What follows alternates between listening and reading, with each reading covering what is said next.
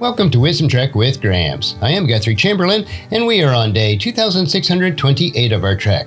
The purpose of Wisdom Trek is to create a legacy of wisdom, to seek out discernment and insights, and to boldly grow where few have chosen to grow before. In today's Wisdom Nugget, we'll be embarking on a radiant trek through Psalm 67 in the New Living Translation. This psalm is a beautiful and concise prayer and song of praise, brimming with a hope of God's blessing to extend far beyond the borders of one nation and encompass the entire world. It's a vision that was truly revolutionary in the ancient world, where most people believed in tribal or national gods. The Israelites, however, had a God whose plan from the beginning involved the blessings of all peoples on the earth. Psalm 67 is closely linked to the ancient Aaronic blessing found in Numbers chapter 6, verses 24 through 26. It's a blessing that was a cornerstone of the Israelite worship and a powerful declaration of God's favor and protection. As we explore these verses, we'll be seeing how the psalmist expands on this priestly blessing, envisioning the impact reaching to the farthest corners of the globe. Let's begin this trek by reading the first two verses of Psalm 67. May God be merciful and bless us. May His face smile with favor on us. May your ways be known throughout the earth, your saving power among the people everywhere. The psalm opens with a prayer that would have been instantly recognizable to any Israelite. May God be merciful and bless us. May His face smile with favor on us. This echoes the ancient priestly blessings, may God be merciful, and acknowledges their dependence on God's grace and compassion. It's a recognition that any blessing they receive is not earned, but flows from God's character. The phrase, may His face smile with favor on us, is a rich and powerful image in the ancient Near East.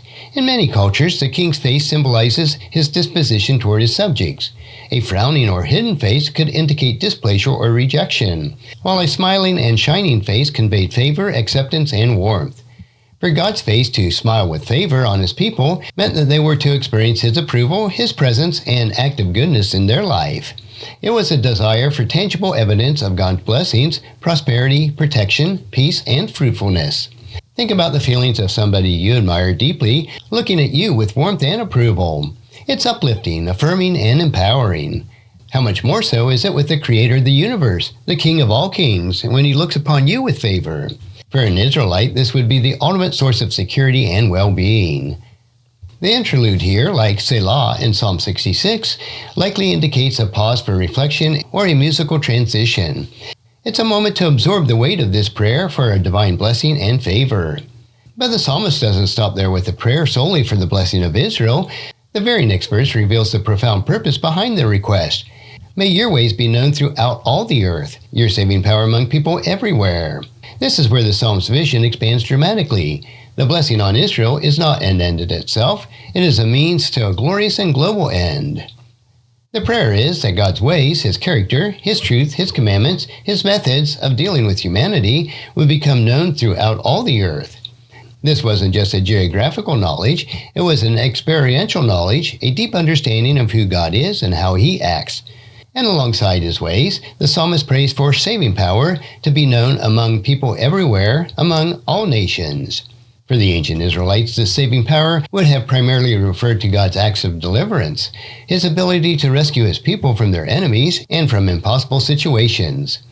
They had experienced this saving power firsthand in the Exodus, the conquest of Canaan, and countless times throughout their history.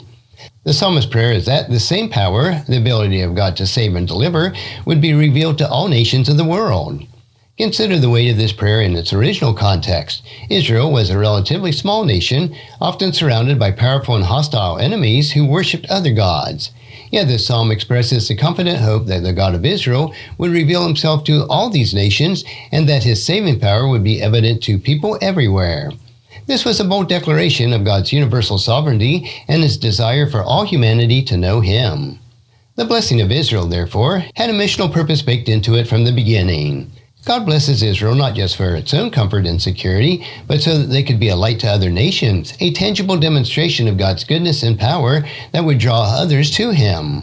Their prosperity, their peace, and their very existence as a nation was intended to point to the rest of the world to the one true God. Let's continue with verses 3 through 5. May the nations praise you, O God. Yes, all the nations praise you. Let the whole world sing for joy, because you govern the nations with justice and guide the people of the whole world. May the nations praise you, O God. Yes, may all the nations praise you. The prayer for God's ways and saving power to be known is immediately followed by the fervent desire for universal praise. May the nations praise you, O God. Yes, may all the nations praise you. This is the hoped-for response to God's self-revelation. When the nations see God's ways and His saving power, the psalmist anticipates that their natural and proper response will be to offer praise to Him. This is not a forced or coerced praise, but a willing and joyful adoration. The psalmist envisions the whole world singing for joy. Why such joy? Because you govern the nations with justice and guide the people of the whole world. In the ancient world, the governance of nations was often characterized by injustice, oppression, and an arbitrary exercise of power by earthly rulers. The idea of the divine being, one who governs all nations with perfect justice and actively guides all people of the world, would have been a source of immense hope and a longing for those who suffered under tyrannic regimes. The psalmist's vision is of a world where God's righteous rule is recognized and celebrated. His governance is characterized by justice, fairness, equity, and righteousness. And He guides the people of the whole world, not in a manipulative or controlling way, but by offering direction, wisdom, and a path toward flourishing. This vision of God's just global governance is a cause for universal rejoicing. It speaks of the deep human longing for fairness and order in the world. When God's reign is fully realized, there will be no more oppression, no more justice, but a world living in harmony under His benevolent rule. This is something that all humanity, regardless of their background, can ultimately find joy in. The repetition of the plea, "May the nations praise you, O God, yes, may all the nations praise you," emphasizes the psalmist's passionate desire for this to actually happen. It is a refrain, a central theme that he returns to, underscoring the importance of global worship in God's plan. This wasn't a common theme among ancient literature.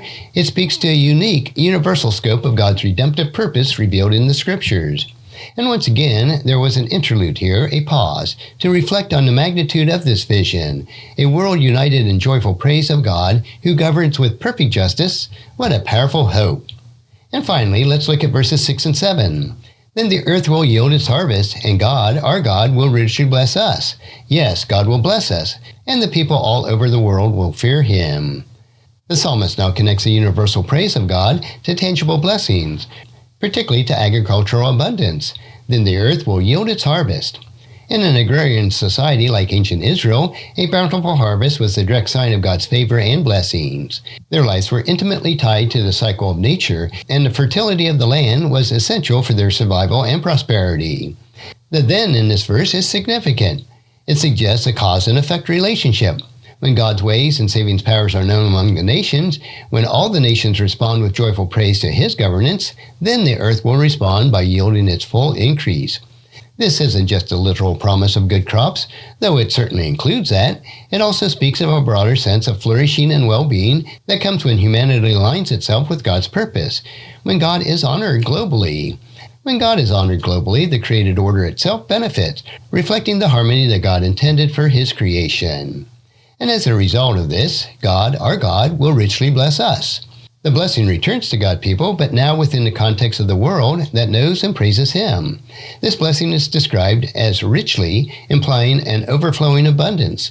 It's a promise of God's continued favor and provision for those who are in a relationship with Him. The psalm concludes with a powerful statement that reiterates the theme of universal impact.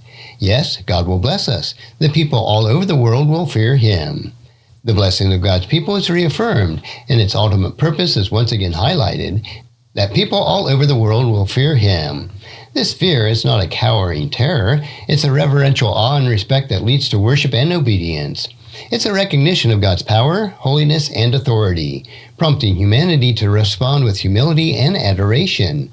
The vision is of the world that acknowledges God as the one true sovereign, the source of all blessings and justice. Psalm 67, in its few verses, paints a breathtaking picture of God's global plan.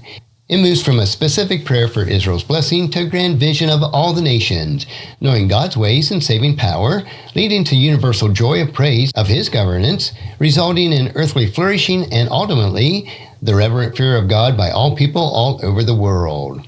What can we take away from this powerful psalm on our Wisdom Trek today? Firstly, it reminds us that God's heart is for all people. His plan of salvation has always been a global scope. As His followers today, we are called to share within this vision and participate in making ways of His saving power known throughout all the earth.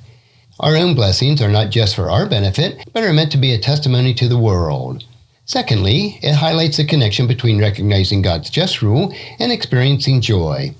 When we truly understand that God is in control, governing with perfect justice and guiding the affairs of the world, it can bring a deep sense of peace and joy, even amidst the chaos that we see around us.